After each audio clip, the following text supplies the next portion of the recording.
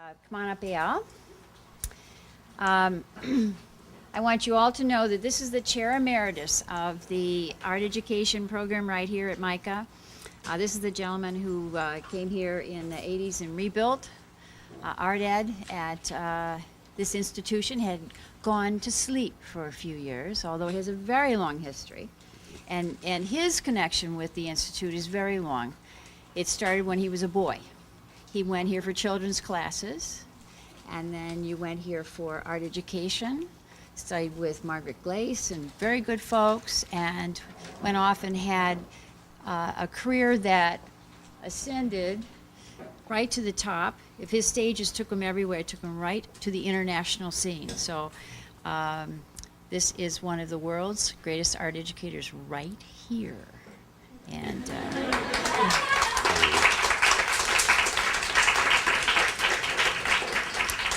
that's a very heavy introduction, but I love Karen because she's my size. If Chuck Dorn were here, I have to. yeah, Anyway. right. But here's what I'd like you to do, Al. Yeah. We've put a lot of work on the board. All of this is just a small portion of collections that he has left to us. And each one of these panels represents sort of a different level of topic of investigation.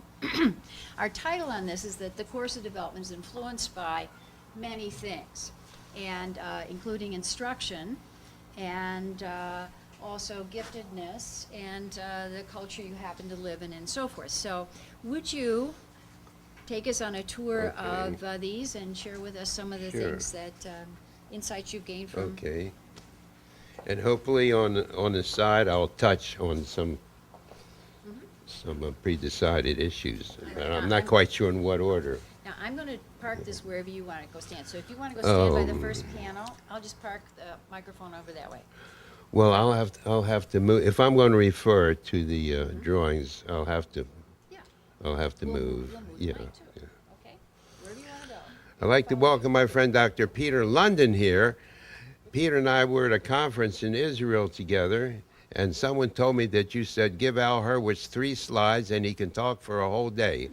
Well, I got more than slides. I got the real things, so settle back and get ready for a long siege. Yes, they all have stories. I'm going to try to make them as interesting as I can.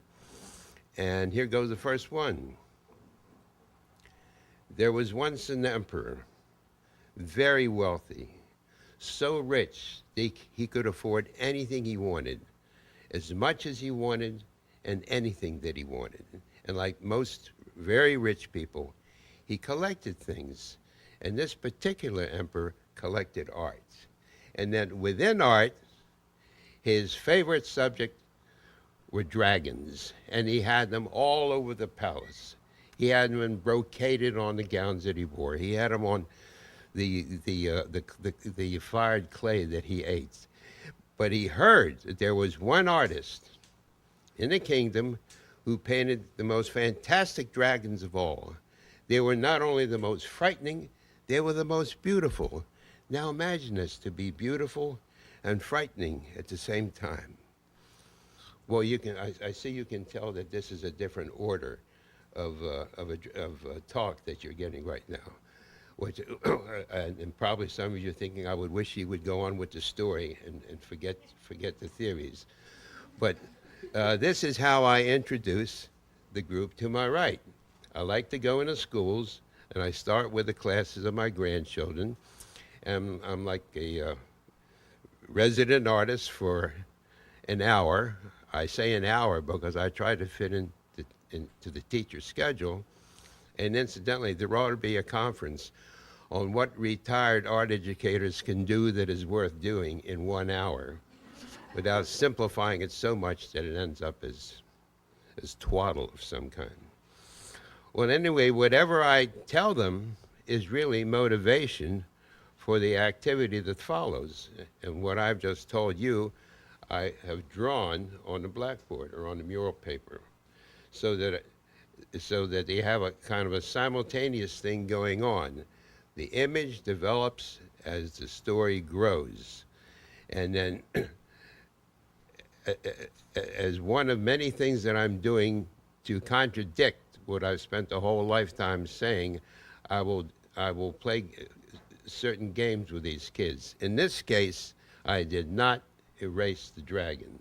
And I was curious to see how close they would come, whether they would want to copy or whether they would go off on their own. So if you take a look at them, there are no two of them that are alike. If I had said, please copy what I have done and do it stage by stage, now you have the beginning of a research idea. That is when you're exerting some kind of control. But this is for third grade, and I do it for right up to the sixth grade. It's the only story I know that I can draw to, and I would greatly appreciate any stories that I receive from you that lend themselves to being drawn. Now, one reason why they're all different is because I accompany this with a whole basket full of things from nature. If you pull out a leaf, it can be an ear. If you pull out a pine cone and you turn it upside down, what do you think it could be? Think of the texture of a pine cone. Scales, exactly. So I tried to relate the forms of a dragon with the forms of nature. And then if all goes well, I have my own personal private collection of dragons, and I create a little museum for them afterwards. So it's an easy entree into all kinds of areas that I don't have time to go into in 1 hour. And I'm aware that dragons appear through many cultures. Gilgamesh was the first dragon, and also the first story of a flood, and there are entrees into all kinds of byways that you could take this into, and I'm sure you could come up with any of them, many of them. All right, now from here, these are pictures that come from two projects. Once it became clear to me that I was going to be traveling around the world through my association with the International Society, I decided this is a great time to collect children's drawings, because one reason there's not too much research done in international art education because it's very costly. I remember once when I was in Armenia and I was collecting drawings, and the teacher would not, the school head of the school would not even wouldn't give me the drawings, and I said, he said, I have to get official permission, and I said, all right, I'll come back next year. That'll give you a year to get permission. Sure enough, I turned up the next year for my drawings. He was so impressed, he called up the Minister of Culture, who came down and gave me an award, which I still have, but I never got the drawings. But the only reason I got to Armenia in the first place was through organizing a group of art teachers. So I had this parallel. I would take American art teachers to meet foreign art teachers, and then I would be invited as president of INSEA to speak at various conferences. Between the two of them, I began collecting drawings about Noah's Ark, because I figured it had elements that would resonate with 90% of the children of the world. They all know what floods are, they all know what boats are, and that if I keep my eye on the central theme, the variations that would occur would be very interesting. For instance, why is it that the Koreans were the only ones that drew the ark from the front? Everyone, the moment I say ark, there's an image in your head of a profile view. Why is it that the Koreans, who had the most regimented of lives, who did things by the thousands, I could look on my balcony and see 1,000 kids pouring out and going through various configurations with flags and dance forms, and yet these kids, when it came to illustrating Noah, had pictures of what the world looked like from the inside of the ark if you're an animal about to go outside. It had pictures of his neighbors pointing derisively to this nutcake next door that is building this tremendous wooden structure. In other words, they managed to translate it into human terms. And after the flood, everyone was fighting for a piece of the rock to save themselves. And chasing them was the turtle, the tortoise, which is a symbol of eternal life. In other words, there was more variety and imagination and personalization among the Koreans than there were in the Americans. Now, why is this? So that's one reason why I collected the NOAA Collection, which incidentally is in the Penn State Library now. And these are extras that I sort of had left over. So let's take a look and see how the search for NOAA goes, and also the second project, which is called Memory and Experience, which is more clearly research structured. And I was invited to Qatar by the Emir. But doesn't that sound impressive? The Emir invited me to Qatar. But it actually happened. And there were 5 other art educators invited too. I wasn't the only one. And while I was there, I discovered in the evening that there was absolutely nothing to do. As some people used to refer to Qatar as the armpit of the East. I mean, it didn't even have the dignity of desert to it. It was mostly scrub.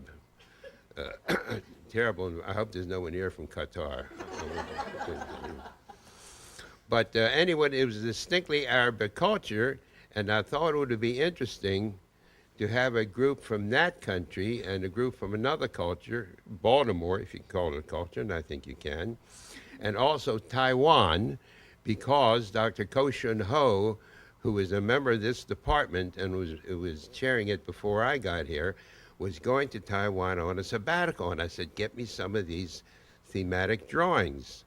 And so I picked about 6 themes that could be shared by all children. All children go to school, they go shopping, they have birthdays, they have family activities, they know what storms are, particularly now, and so on and so forth.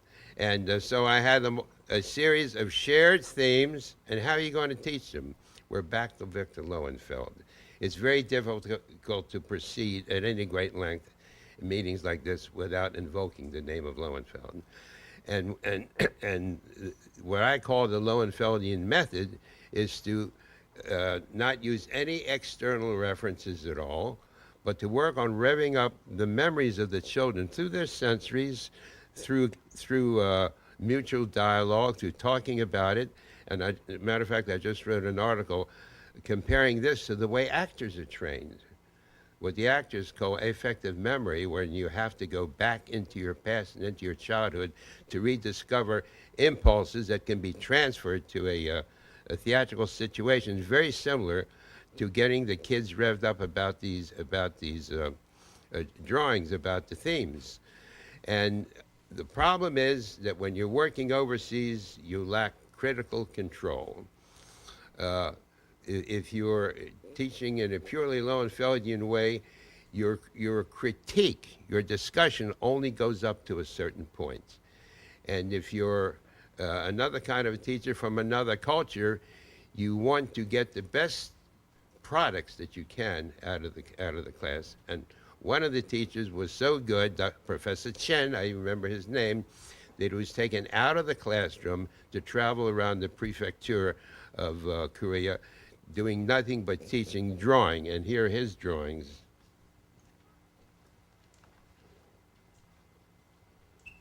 This is the theme of shopping. Well, you're going to have to follow me around. It keeps your figure. Yeah. Right. This is a Professor Chen drawing. This is a Chen drawing. This is a Chen drawing.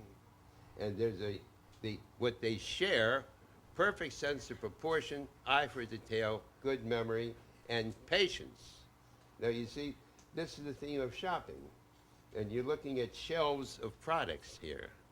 When I tried this in Baltimore, I'll never forget, there was a girl that started and she drew 3 cans of beans. And she stopped. She said, my God, I'm in order to get to the end of this shelf, I'm going to have to do 20 more cans of beans and repeat it on the other shelves. Forget it. You know. But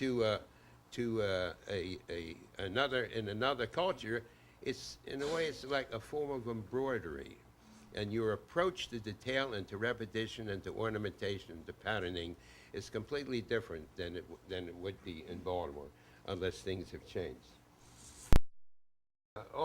Incidentally, these drawings really lend themselves to blow-ups. All from the book, Memory and Experience, thematic drawings, children of three cultures, and it was published in Cairo, and it's a mess. But the drawings really lend themselves to blow-ups and to using in the classroom.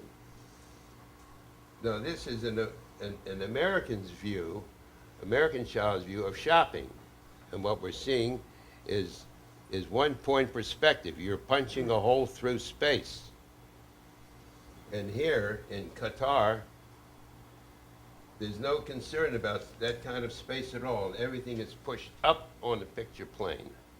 And there's a patterning that goes on here that is not unlike that you might see in rugs and in craft products.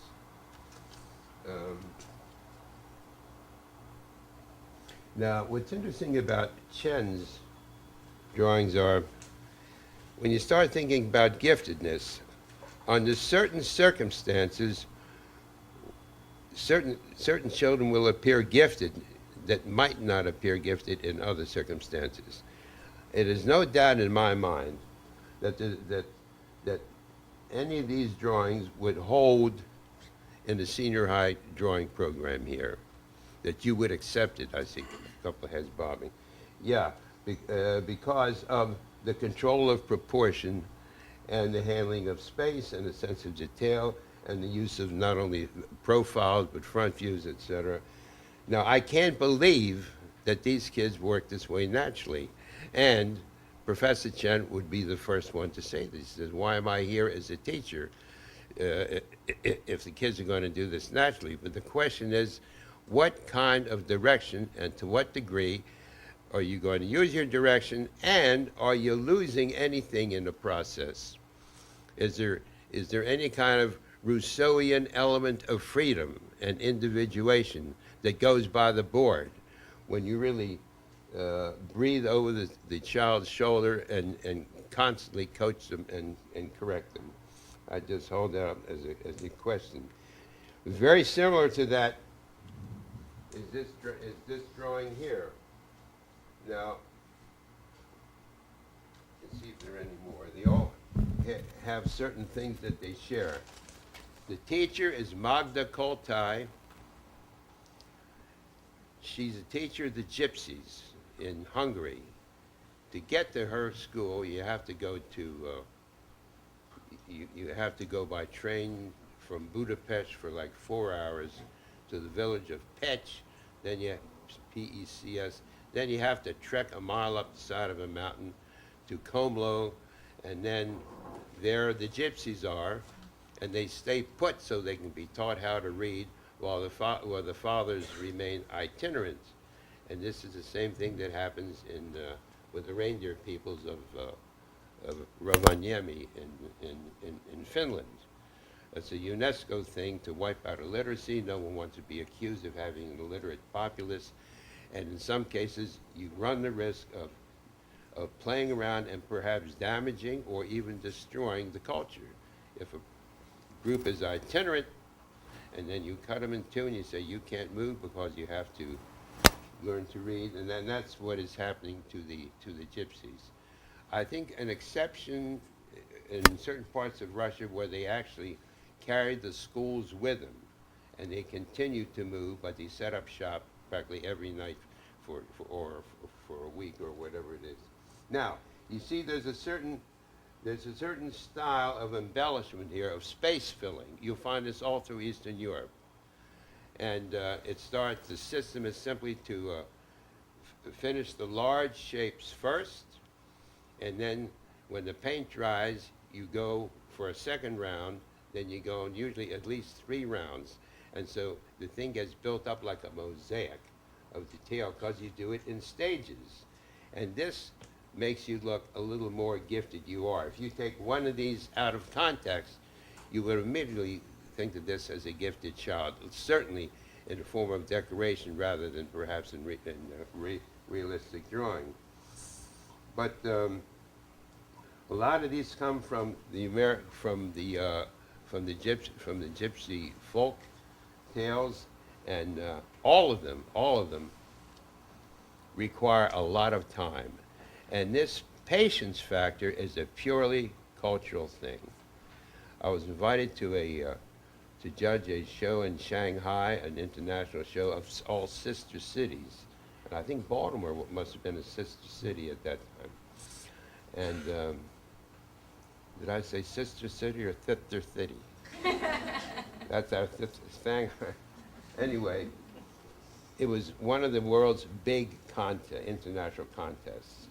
Now, it is very clear, if you're an American art teacher, that contests are discouraged. This has traditionally been our attitude, also in Australia.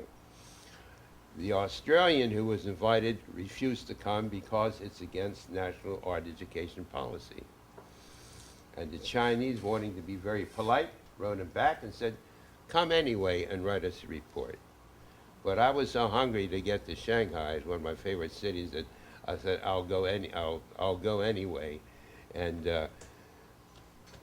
the argument I used myself was that the use of contests is really a cultural thing. And it can't mean the same thing to us as it means to them, because it is through winning the contest that you get scholarships to either special schools for the gifted on the weekend, or that you get admitted to an art school or an art academy or whatever it is. And they are not at all concerned about the fact that whenever you have a winner, you got a lot of losers. And I think essentially that's the American attitude towards it. Also, it's a problem about establishing democracies too. If you're going to have someone elected, you're going to have a coup starting about those that didn't win. There's some parallels there. But anyway, in order to win these contests, they are really workhorses. Kids pick big, complex subjects, usually market scenes seen from the view of a roof, very much like Bruegel's games. I don't know whether you're familiar with them. But if you move the point of view up, you can accommodate everything that happens between the position of the artist and a horizon. And so that's a power thing. Drawing 1,000 people on bicycles is better than drawing one. It's a way of showing your visual prowess. So these international contests are always have to do somehow with deferred gratification. They are willing to wait.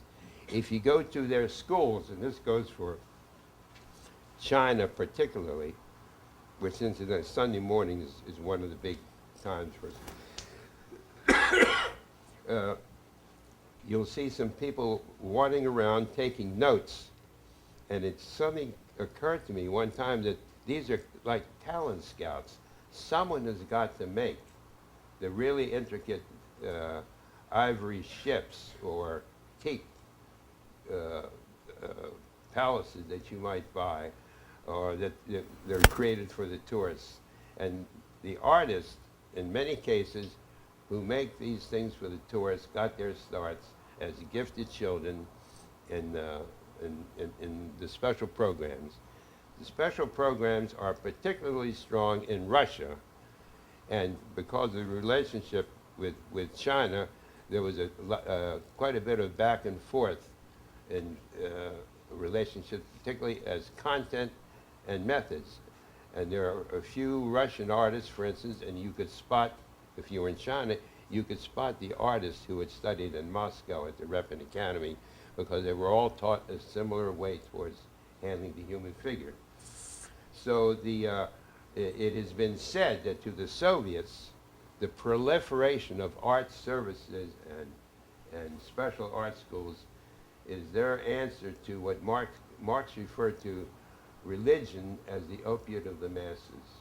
And it has been said that to the Soviets, art services are the opiate to the masses. And indeed, the kids do get more than they would get in the public schools, because I've been in the public schools, and the ones I've been into were scheduled for me by tourists. And then there comes a time when you have to go unscheduled and risk getting kicked out or being arrested, because you want to see what the real thing is. So I went into school number 22 with one of the teachers, and I looked in all the rooms, and there was an art room, and when I started to come down, there was a group of teachers waiting for me at the foot of the stairs. And they said, "Would you please come with us?" And it didn't bother me, because I know the worst that could happen is that they revoke my visa, or then I get an article out of it. But the teacher that I was with was really terrified, and the principal said to me, she said, "How would you like it if a group of Soviet art teachers would walk in off the streets in your school? How would you like it?" I said, "Well, I think most Americans would really be curious and would like it very much." And I still think that. But on the other hand, I could understand where she was coming from. But the thing is, what I saw in school number 22 is very similar to what I saw in the demonstration schools. And what I saw in the demonstration schools differs from the Saturday morning special schools for the gifted, because they're more like art schools. They have potter's wheels. They have chisels to carve in wood. They have oil paint. They have everything that you would like to have as a public school art teacher. It's a little like Taiwan has everything that the Chinese would like to have. The Chinese had money. They'd be doing pretty much what you'd see in Taiwan. One interesting thing about Taiwan, I was asked to give a talk there at an INSEA conference, and so I made slides of all of Professor Chen's work, plus some others. And the teachers there were amazed. And the one who invited me, Ann Cho, some of you may know, was unaware of what was happening in her own country. And I said, "These are some of the greatest drawings I've seen. I've got the book here. You can compare them." And then Brent Wilson went down there, and he spoke of. When Brent speaks, he usually speaks about American theories, not comparative theories. But anyway, it amazed me that they were unaware of what was going on right under their noses. And another thing that amazed me, I'm segueing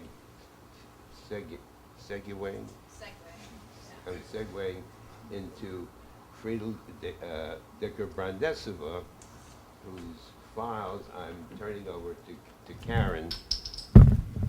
And I won't tell you when, it's going to be a surprise. Now, if you can get the New York Times of last Sunday, you'll see a 3/4 page color painting of a woman. That's by Friedel Dicker. And I think it's a self-portrait. Now, as you can tell, I'm interested in how art teachers operate and what the results look like all over the world. And I've never lost that. And incidentally, right now I'm hunting for an Iraqi teacher, so I can start an exchange program going with students in Martha's Vineyard, because I think this would be another way of dealing with a war that is beyond politics. And but I've tracked down one graduate student from Iraq who was at Penn State, and Brent Wilson is trying to track him down. He's here in Maryland, lives someplace around here. So part of my interest in international art teachers was rekindled when I read that there were many Holocaust art teachers, those who were teaching art prior to being incarcerated by the Nazis. In many cases, kept on teaching in one way or another, and the one that was mentioned the most was Friedel Dicker. And the more I investigated her, the more interesting she became, because number one, She was the first graduate of the Bauhaus. She was a star student of Johannes Itten, and there are about 8 references to her in the book on Itten's design course behind Peter. And then there are also references to her in the book on the Bauhaus. So she was the ideal Bauhaus student. By that, I mean she could not only was a fine watercolorist and landscapist, she could design a children's play center, a house. She could build a book out of leather. She was a master of mistress. Actually, she was the mistress of Paul Brandeis, whom she married.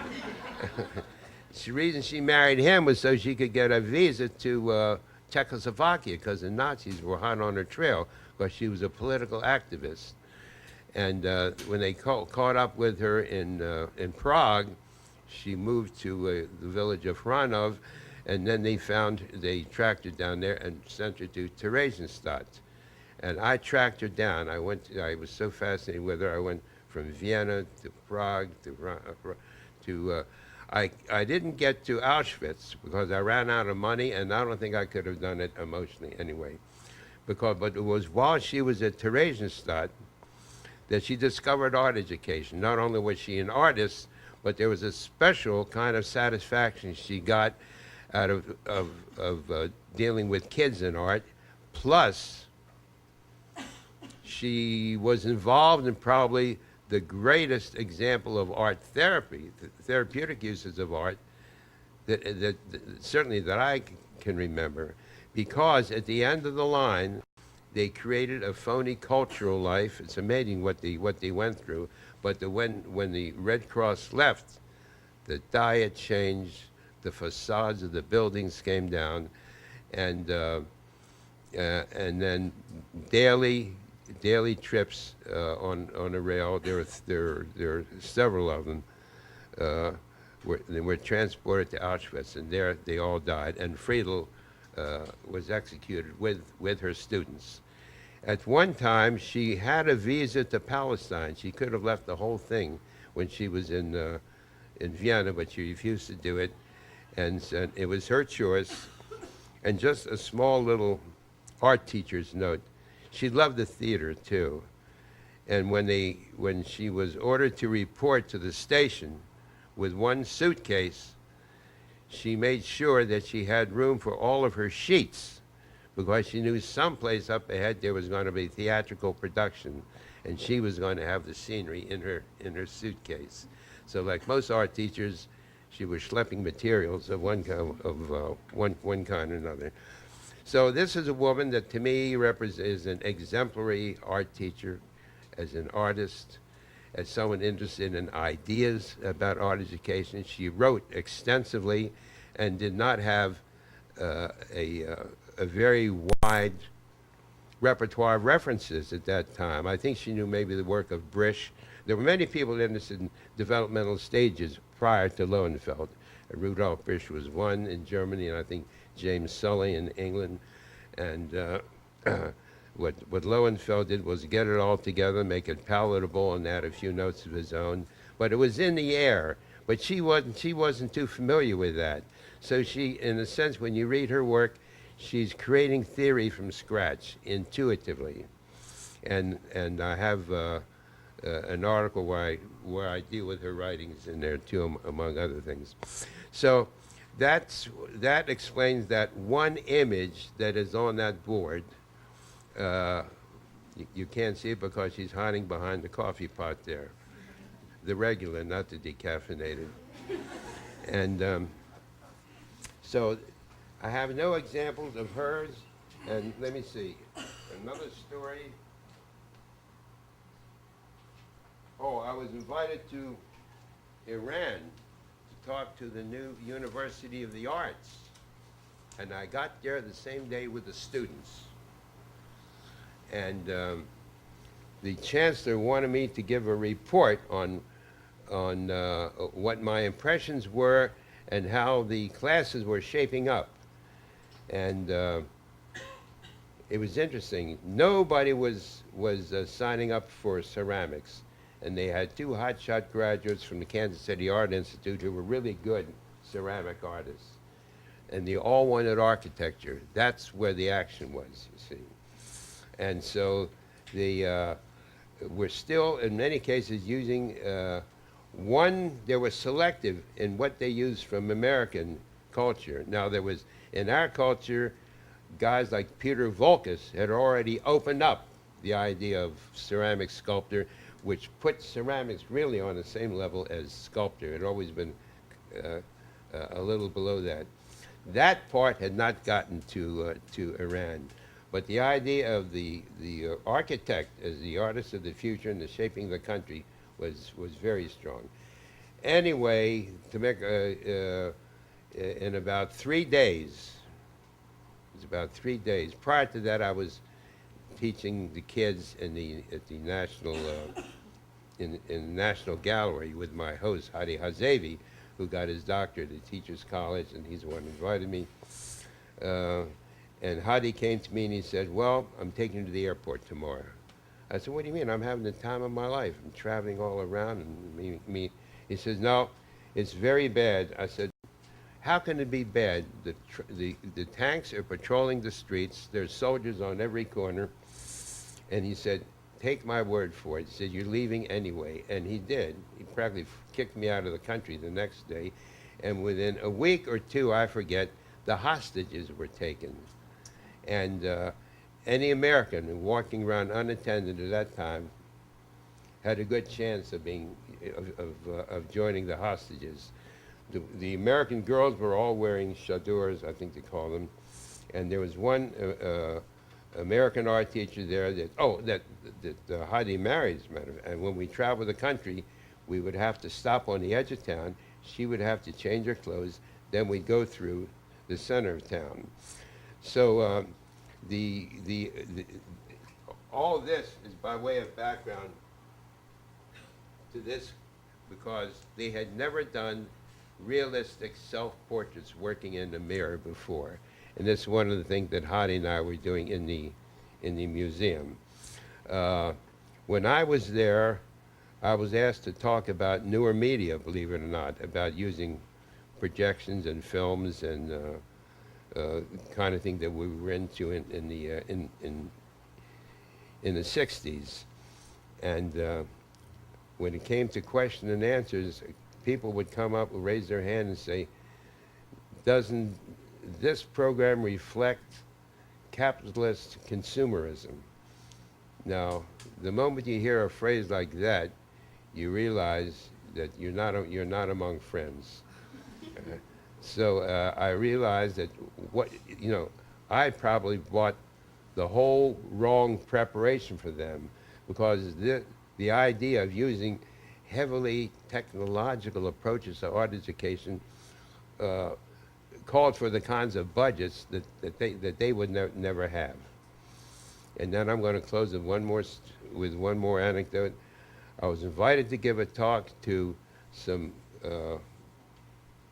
Zulu principals in the middle of Shishlui, and it was a very remote area. It's a game preserve in South Africa, and the principals were, of course, delighted to come. It was a day to get away from the school, and they were all dressed very formally, and I had the same talk prepared, and I had animated films. Newton was very strong on animated films at that time. Of course, nothing worked. The curtain wouldn't part, and the machines wouldn't work. And I was really quite disturbed. I didn't know what to do. And one of the principals, number one, they lied, and they said they could see everything perfectly when it was absolutely impossible. And then after they saw that I was not being, that I was still disturbed, so they all stood up and they gave me a concert of Zulu war songs.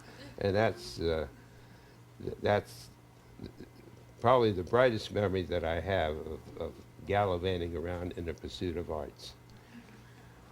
Questions? Okay.